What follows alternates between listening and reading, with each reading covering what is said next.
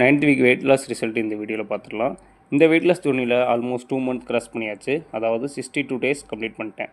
இந்த பயணத்தில் ஃபஸ்ட்டு ஒரு மாதம் எனக்கு அவ்வளோ ஈஸியாக அமையல. ஸ்டார்டிங்கில் அவுட் சைடில் மட்டும் வாக்கிங் போனேன். நாட்கள் போக போக புது ஸ்கின் அலர்ஜி வந்துச்சு. இங்கே உள்ள சம்மர் கிளைமேட் எனக்கு சுத்தமாக செட்டே ஆகலை. ஜிசிசியை பொறுத்தவரை வெயில் பயங்கரமாக இருக்கும். அதோட தாக்கம் ஈவினிங் நைட்டு கூட வெளியில் போக முடியாது. புதுசாக அப்ராட் வர்றவங்களுக்கு அது செட் ஆக கொஞ்சம் மாதங்களோ வருஷங்களோ அவங்க உடம்பை பொறுத்து மாறலாம். அதனால் ரிசல்ட் லேட் ஆனாலும் பரவாயில்ல, கிளைமேட் சேஞ்ச் ஆக இன்னும் 4 மாதம் இருக்குது, அது வரை வெயிட் பண்ண வேணாம்னு என்னோடய கேம்ப்குள்ளேயே நான் தங்கியிருக்க பில்டிங்குள்ளேயே வாக்கிங் போக ஆரம்பித்தேன். இப்படி நான் டெய்லி வாக்கிங் போகிறத பார்த்துட்டு என்கிட்ட பார்த்த எல்லாருமே பேசின எல்லாருமே சொன்னக்கூடிய வார்த்தை, 90% சொன்னக்கூடிய வார்த்தை, இது மாதிரி 1 கிலோ கூட வெயிட் லாஸ் ஆகாது இப்படி கேம்ப்குள்ளேயே வாக்கிங் போகிறதுனால. அதனால் இது எந்த ஃபைதாவும் இல்லை இப்படி போகிறதுனாலங்கிற ஒரே வார்த்தை தான்.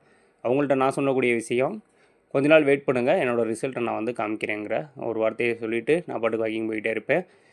அவங்க சொல்லிட்டாங்க 90% நம்மளுக்கு நெகட்டிவாக சொல்கிறாங்கன்னு சொல்லிட்டு அன்றைக்கி அவங்க சொன்னதுக்காண்டி நான் ஸ்டாப் பண்ணியிருந்தேன்னா இன்றைக்கி என்னால் 7 கிலோ இந்த 2 மாதத்தில் 7 கிலோ 300 கிராம் வெயிட் லாஸ் பண்ணியிருக்க முடியாது.